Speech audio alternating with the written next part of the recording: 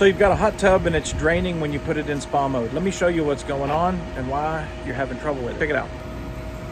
Okay, so when you select spa mode on your panel, it's going to automatically turn the two valves, one from spa suction, one from spa return.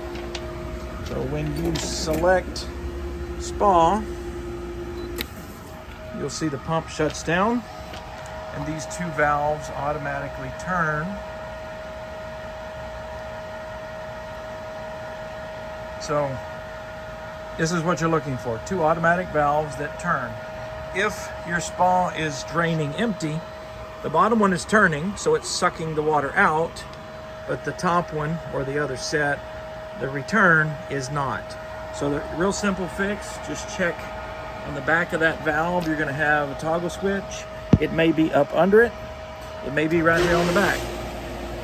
But you will have a toggle switch somewhere that will, when you flip it, it'll rotate the valve the other direction. So if your spa is draining in hot tub mode, that's most likely why. Just check those valves and that should fix it. Now, if you flip the switch and the valve doesn't turn, then you've got a bad valve.